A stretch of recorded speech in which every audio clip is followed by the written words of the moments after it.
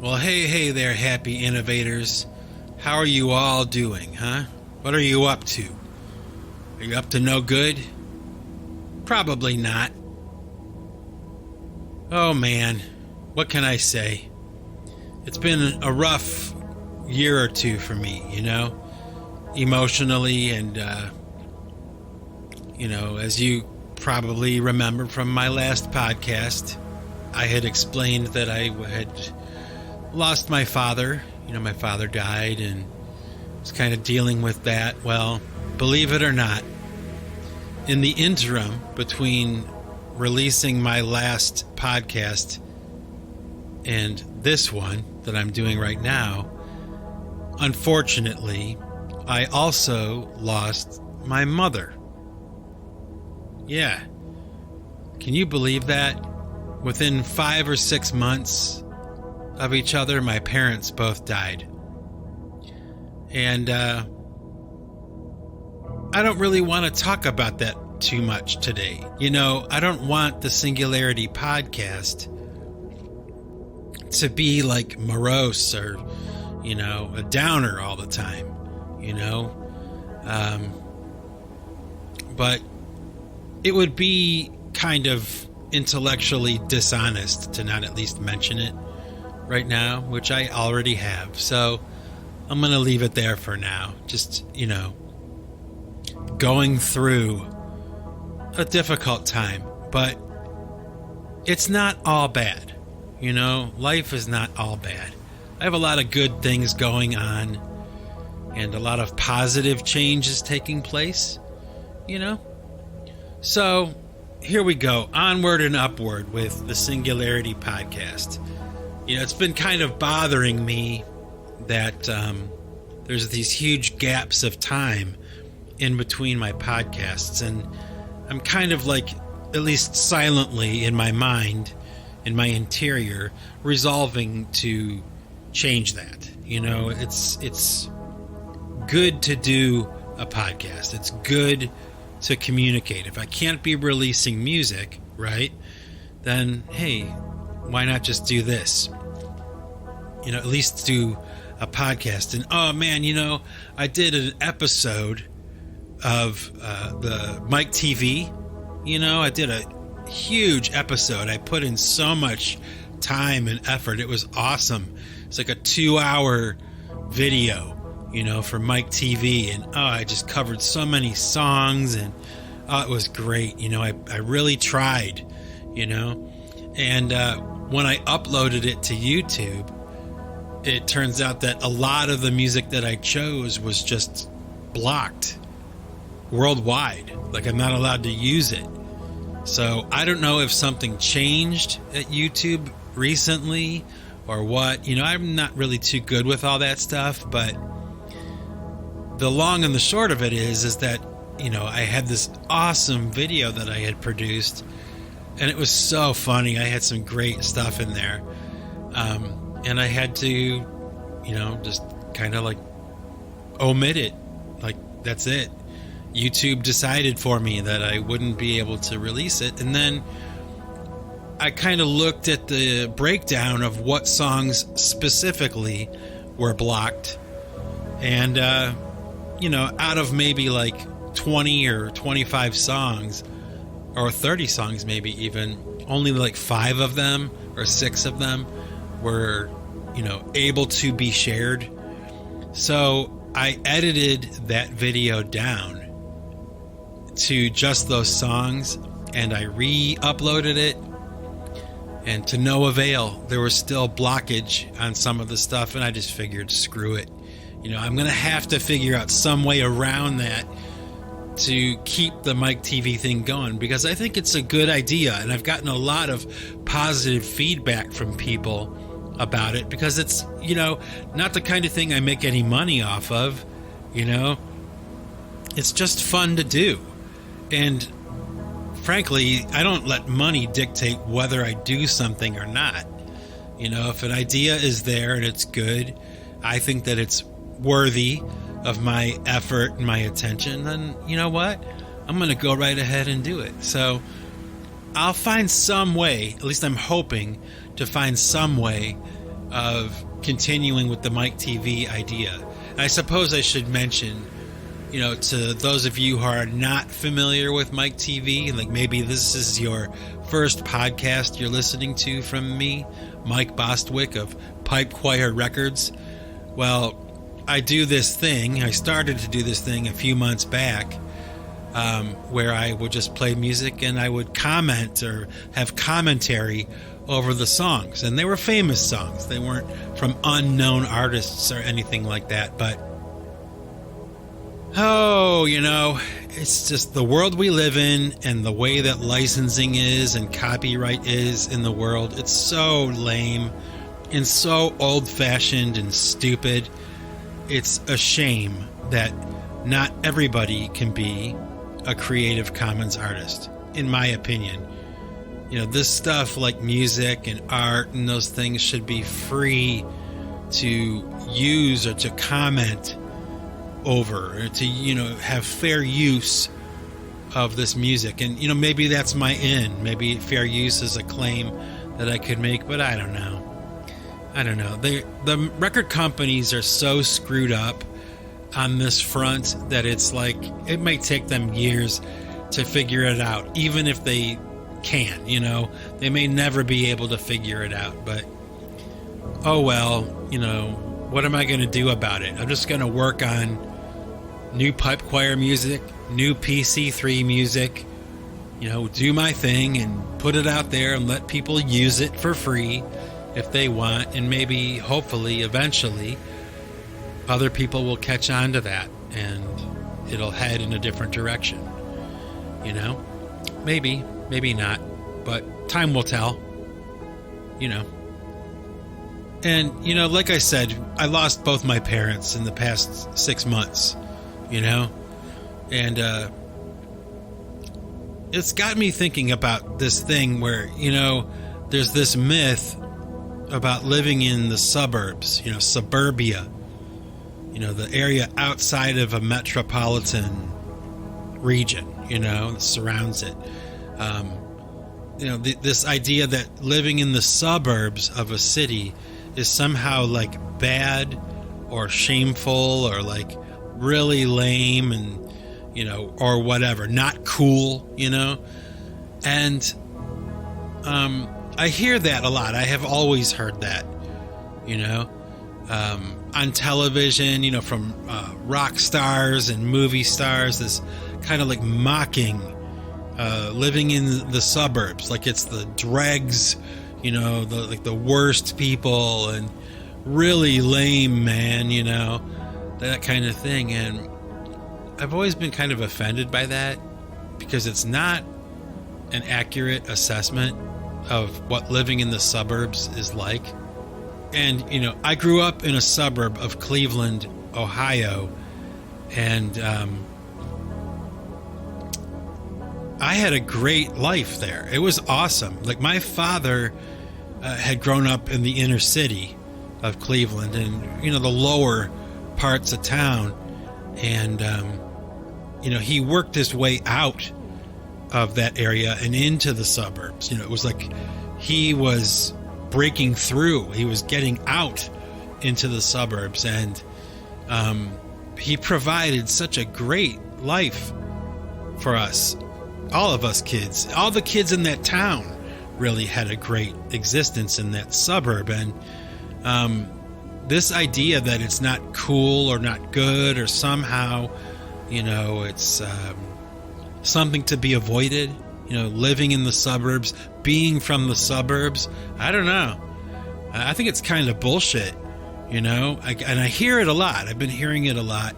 And, it's kind of funny. I have this memory. This one time I was riding the bus from downtown Cleveland to the place where I lived in a suburb. And behind me, there were these two businessmen that were sitting on the bus, and they were talking. They didn't realize that I could hear them.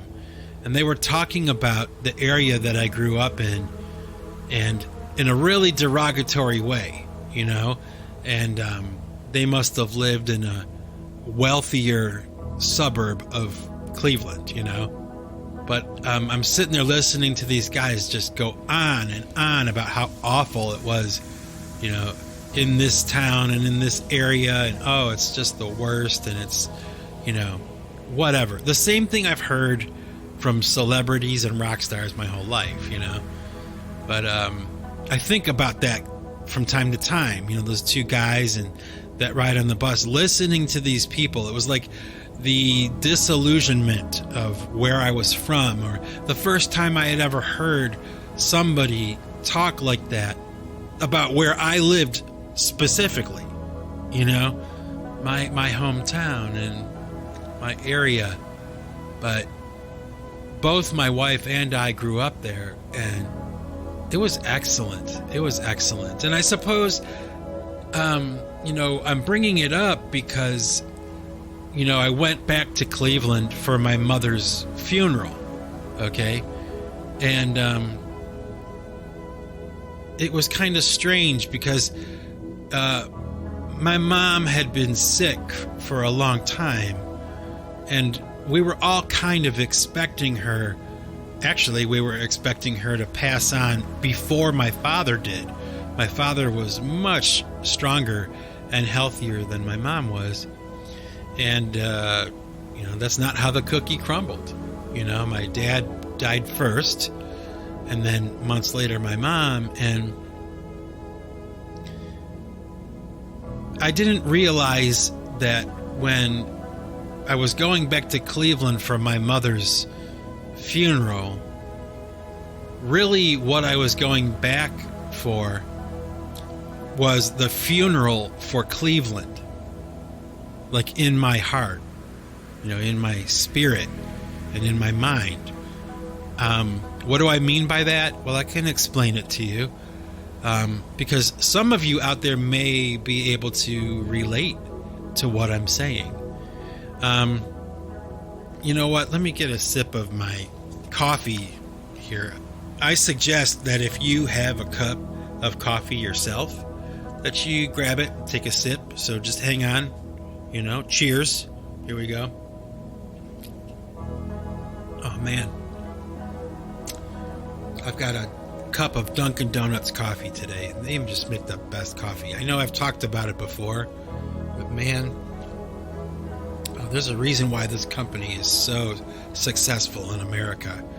And it's because they make a great cup of coffee. Hang on. Just a straight up, simple cup of hot coffee. Nothing fancy, nothing exotic, no special flavors or anything. Just a typical cup of coffee, Dunkin' Donuts. And this podcast is not sponsored by Dunkin' Donuts, by the way. Although they should probably be paying me something, right? For promoting it as much as I do. But I'm going to take another sip. Hang on. Oh, man. All right. Where was I? Oh, yeah. Okay. I was talking about my mom's funeral and how it was really a funeral for Cleveland. And what I mean by that is like when I would go back to Cleveland, I would visit my parents' house. Like that's where I would go, I might see my brothers. I might see my sister. I might see my nieces and nephews or something. But when I arrived in Cleveland, I would go to my parents' house, and that's where everybody would kind of like meet. And I would spend time with my parents. It was really, I guess the point of what I'm saying is it was really about like that house, my parents, that whole thing was kind of like a touchstone for me, a neutral zone. It wasn't somebody else's house. It was the house I grew up in. I was comfortable there. I was able to, walk around and pretty much do whatever I wanted to do. Just be comfortable, grab a drink out of the fridge, hug and kiss my parents, maybe grab a bite to eat, watch TV with my dad, or, whatever. I felt at home and comfortable there. And like after my father died, my mother was in a nursing home. Okay. So the house was empty. And, you know, the idea was that we were going to have to sell the house after my father died. You know, my mom wasn't going to be there ever again. And, you know, they didn't want to leave the house empty and all that, to liquidate all the assets, you know, that kind of stuff with the estate when someone dies, you know. And what that meant to me really was the end. Okay, there was the end of that part of my life. You know, like from here on in, when I go back to Cleveland, especially now since my mother died, there's really nothing for me there. I do have family there, and I love all those people, but it really is the end of that part of my life. You know, I live in a different state. I live very far away anyway. So, you know, I'm not really affected like in the here and now, you know. But that realization that as we were lowering my mother's casket into the ground, you know, really what was happening was my relationship with that whole city, that whole area, everything was being lowered down into the grave too. Like with my mother died my ties and my relationship with that city. It's gone, you know? And it's really kind of a heavy thing to consider, you know, because it's important, right? Like where you grew up, where you live, you know, the house that you grew up in, all those things, especially if you had a good childhood, you know, you had a good and fruitful younger life, which I think I did. You know, it was awesome. Like I was saying earlier about living where I lived, it wasn't downtown Cleveland, but, you know, there were a lot of really cool little things in this city that I lived in, you know. The ice cream shop, you know, the donut shop, the deli that I used to go to, or where I used to work, you know, at the print shop, or, you know, just all kinds of things. Like every memory I have, all the things of, you know, from age, 25 and younger, was all a snapshot of this region. Everything happened there, you know? And I do feel bad about it. I think I would feel worse if I lived closer. You know, I have a sense of detachment being this far away, you know. Maybe some of you out there listening to this can relate to what I'm talking about. I hope so. You know, I hope so. It's a weird thing, you know. Is it the end of the world? No. I guess, you know, I've been thinking to myself, like, I'm focusing less on the past now. I don't really want to think about the way it used to be, or the nostalgia, you know, attached to that city and all those things, and the younger years, and it was so fun, and remember when, and all this. I don't really want to do that anymore. It's really turning into this idea of looking forward into the future. I don't want to remember. I don't want to think about it anymore. I used to do that a lot, like a lot. You know, I'm a very emotional person. I'm a very sentimental person.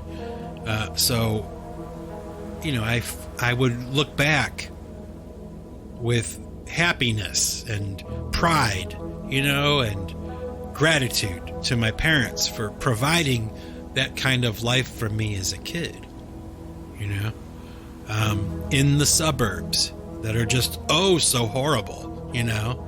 It's like bullshit. It was great, man. It was great when I was growing up. It was. But that part of my life, even though I'm 50 years old now, actually 52, I just turned 52. I'm old now. But just now, really, that kind of idea, this idea of holding on to the past, is really kind of over, at least for the time being. Maybe at some point in the future, I'll have the desire to think about it again, or to want to remember, but right now, the memories are either very painful and sad, or they're just pointless. There's no point in remembering anymore. That sounds so final, but it really kind of is, and it's shocking. It's a shock to the system to, within just 6 months, to lose not just my father, but my mother and the house that I grew up in. It's all gone. It's gone.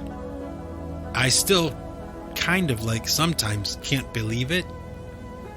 It happened so quickly, and my head is spinning, from it, But like I said, it's not the end of the world. It's sad, yes. I feel bad, yes, I do.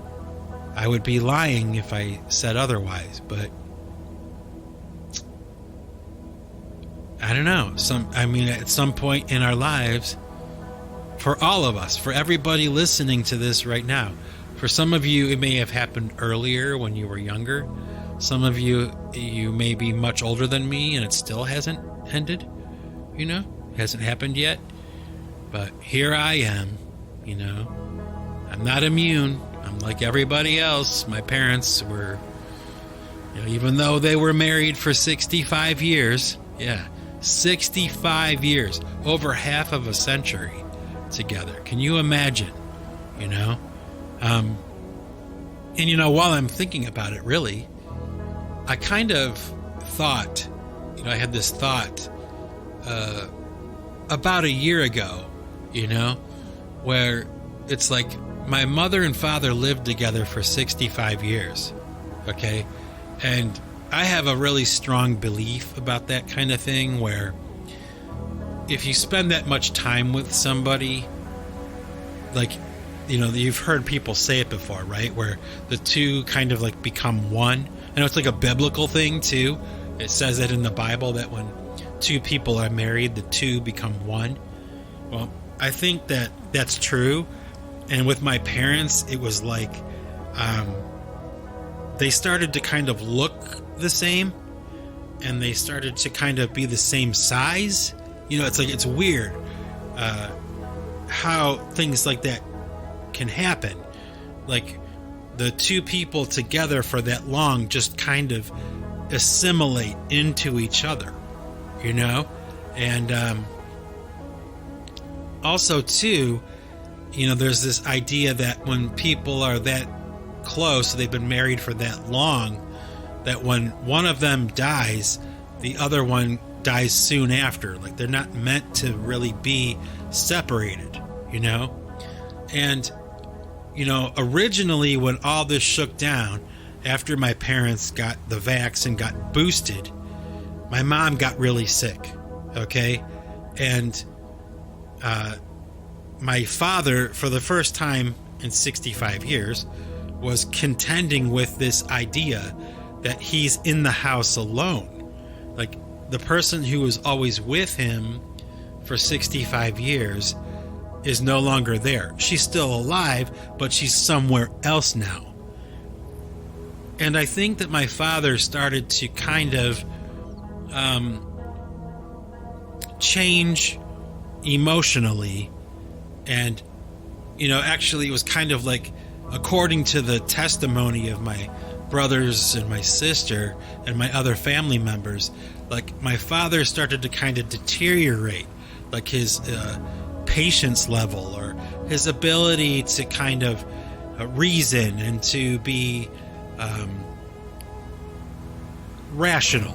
He lost a little bit of that. And I had suggested that maybe that was because naturally, this man was adjusting to life without this other person there all the time.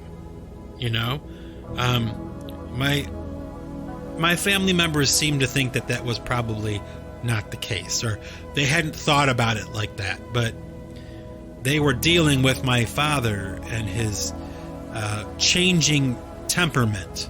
He was changing, but I think he was just bewildered, probably on some really deep, profound level, not coping with this idea very well, that he's on his own for the first time, really like for the first time in his life,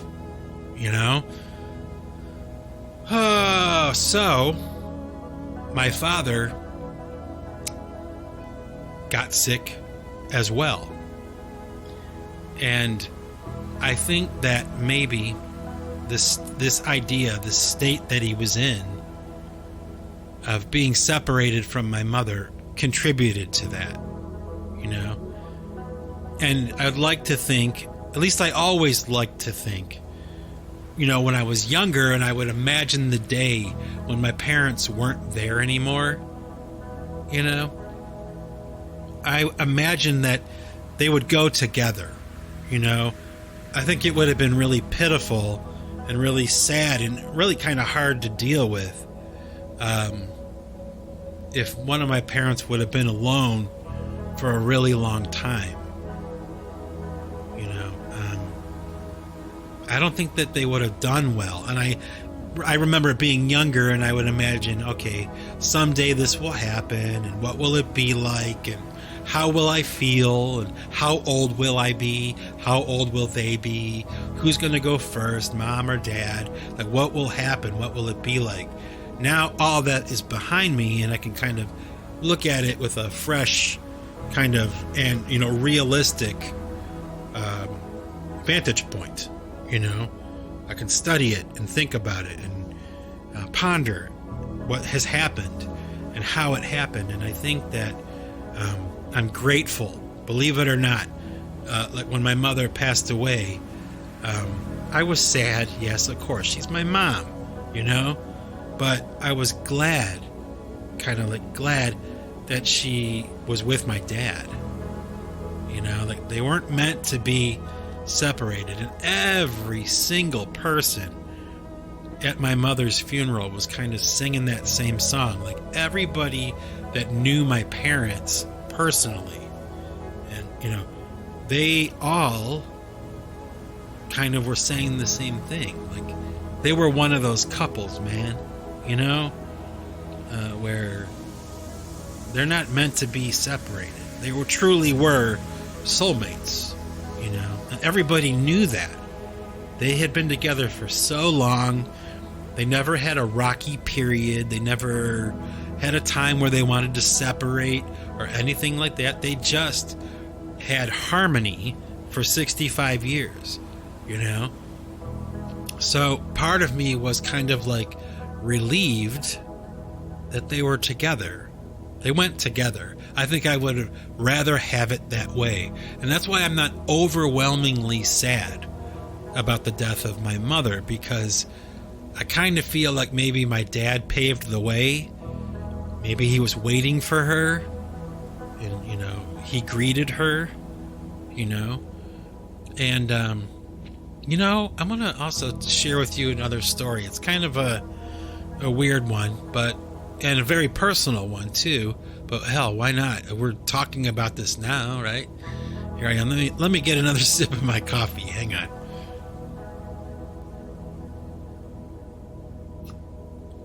Oh man. Good. A long time ago, after I was born and after my little brother was born, my mother got pregnant again. Okay, my mom had 6 children. Okay, and my mom was like one of those ladies that never wanted to work. She didn't want to be, independent and have a job or anything like that. She didn't want to be professional. All she wanted to do was be a mom. That was all she wanted to do. And that's exactly what she was all of her life. So she had this affinity for little kids, for children, having children. And so when my mother got pregnant for the 7th time, okay, she was, of course, like really excited and really happy. She was going to have another baby, another child. And she was such a good mom. She was such a good mom that way. She really was. We were very lucky, all of us were, to have her like that. I mean, a woman that just loves being a mom, and,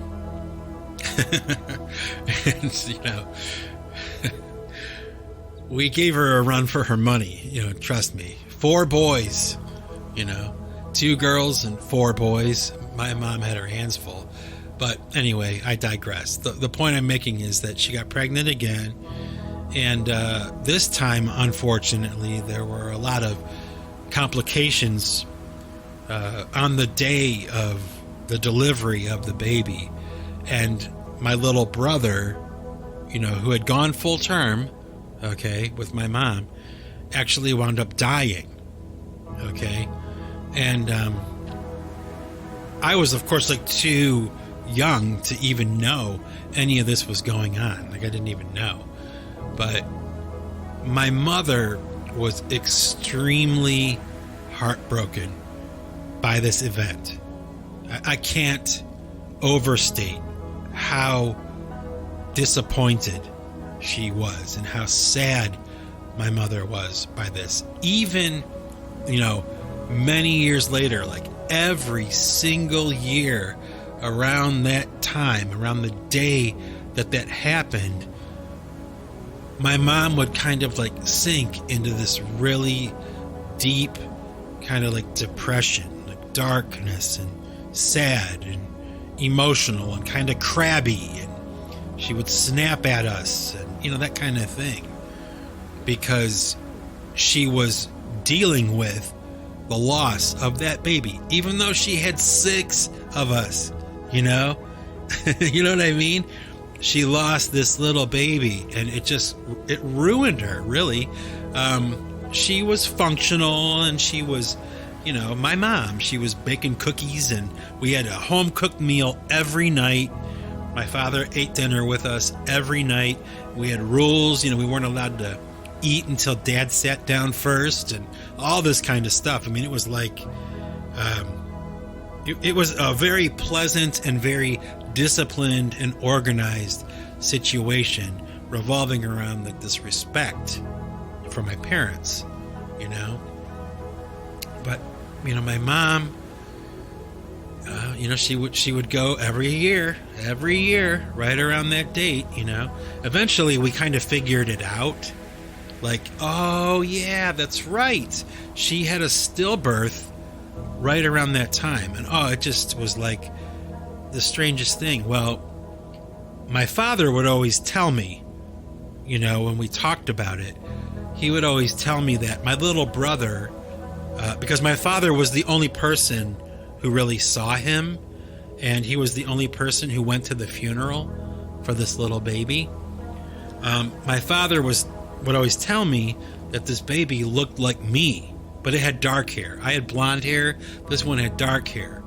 And he had a name. His name was Thomas. And he had a little headstone, and it was a tangible thing. Like it was a part of our life, even though we didn't think about it all the time, and we didn't think about Thomas all the time. My mom did. And so he never really died. He was like alive in our house in that way, if you can understand what I mean. Maybe this is too personal to be sharing. I don't know. I don't think so, though. Who cares now? It's all said and done. Well, we know what's weird is my mother and my father wanted to be buried in a different cemetery than the one that my family had traditionally used for, probably like 100 years. Like everybody in my family grandmas, grandpas, cousins, my sister, they're all buried in the same cemetery. But my parents decided they wanted to be buried somewhere else. So they had my little brother, Thomas, they had his grave exhumed. They had him moved to this other cemetery where they were going to be buried, and he would be buried with them. Okay? And, we're at the funeral for my mom, The priest says his prayers. Everything is kind of done. Everybody takes off because it's time to eat, right? So they all get in their cars and they're driving to the place where they're going to have food. And for my wife and myself, it's always been kind of like something I've insisted on. Like, we'll stay until they cover the grave. Like, I'll stay and watch over the grave until it is covered. Okay? So check this out. I'm sitting there with my wife in the car. We're the only car there, in the cemetery. And the guys are working, the crew that's breaking down the tent they had and all that stuff. They're picking everything up, moving on to the next thing. And, getting ready to literally bury my mom, to cover it up, And I'm talking to this funeral director guy. I had talked to him when my dad died a few months back. So, he remembered me. And we were sitting there talking, and he says, hey, by the way, if you see that hearse right over there, that has the casket for your little brother in it. And I'm like, what? Like, what? And he's like, yeah, it's right there. If you stay, you'll be able to see them put his casket in there with your mom. And I was like, oh, get the hell out of here. No way, no way. And sure enough, I stayed, I watched. There was a little teeny tiny little casket, for my little brother. And they put him right in there with my mom. Oh, and it was just such a weird thing. Like, Thomas, this baby that I've been hearing about for all these years, is actually real. You know what I mean? Like, I'm seeing it. He's here. And he's with my mom right now. In the ground. Like, they're together. My mom's casket was there in the vault, and then they put his little casket on top, the little vault, and that's it. Mom, Dad, and Thomas. They're all buried together, And, I don't know. I kind of felt like I was privileged, to see that. Everybody else was so, into like, food. That's what people do. When there's a get-together of any kind, it's like food becomes like the grand finale. We're all coming together for like what? Like a funeral or a wedding or something. But really what it boils down to is like free food, So, I forego that. I'm not interested in that. And I was just so glad. And I guess I kind of felt that it was in some small way, like a communication from my mom and my dad and my little brother and maybe God too, that I was witnessing this. There was a gift that I was able to see that. Nobody else was there, just me and my wife. That's it. All the other family was gone. And, oh man, am I glad I stayed. Stayed behind like I usually do, just to make sure that things get closed up properly. And, it's kind of like in some ways like the Jewish people do. They call it sitting Shiva. When someone dies, I think that's what they call it. Someone will watch over the body until it is buried. They have somebody sitting there, guarding the body to make sure that everything is okay and nothing is done to the body that's not kosher or whatever, I kind of see it like that, Like, if no one else is willing to do that, to take that extra time, I'll do it, Especially for, I would do it for anybody, but especially for my parents, So, yeah. Strange things. Very, very weird time, but not so sad, really. I think I felt worse when my father died, because I just loved that guy. I had such a great dad. I mean, what can I say? I will never know somebody as kind as my father again. I will never know somebody like that again. He was not like anybody else. Not even like my mom. My mom had her moments where it was it was a little difficult sometimes, but it was never like that with my dad. Not once. So I felt bad when he died. I felt worse, I guess. I felt more relieved when my mom died because she wasn't alone here anymore. She was with my dad. That's where she belongs. They're that kind of couple. So that's all I'm going to say about that today. Now I'm going to tell you something else here. I want to end this podcast with this. First of all, I want to apologize for kind of being away from the microphone as long as I have. Okay, it's really not cool. I don't like it. I mean, it's been nice having the time to think and to reflect and all that. But I really am kind of disappointed with myself, and should be doing better than that. So I'm really going to try in the near future to do, the Singularity Podcast in a much more consistent way, at least more consistent than I have been doing in the recent year or past couple of years or whatever, I'm sorry about that, I know that some of you really kind of dig me doing this, and I do too. And, my wife pointed out to me just last night, she's like, you realize you've been doing this podcast for 7 years? And I was like, no way. I haven't been doing it for 7 years. It's only been 3 years or something like that. Sure enough, I went back to the date of the very first podcast I did, and it was 7 years ago, man. I've been doing this thing for 7 years. I am stunned that much time has gone by. And, there have been times when I've wanted to stop. There have been times when I've kind of cooled it a little bit. I didn't really, jam on the podcast thing.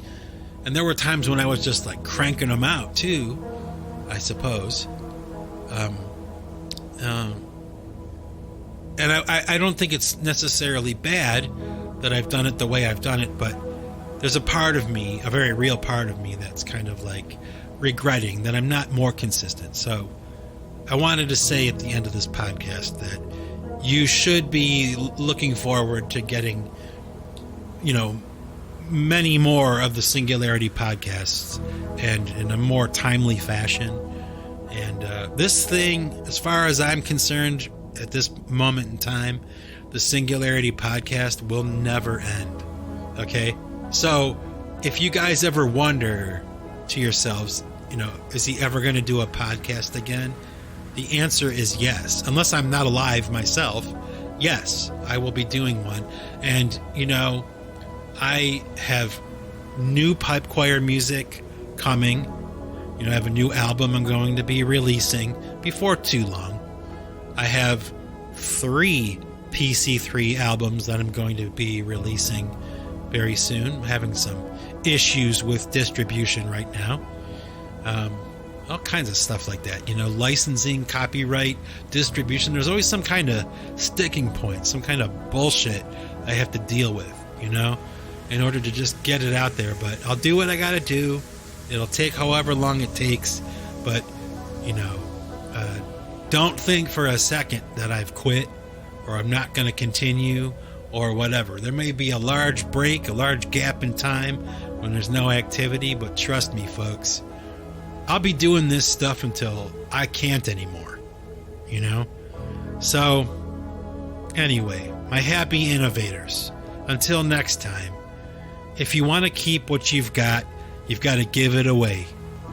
Take it easy. And thank you for your patience.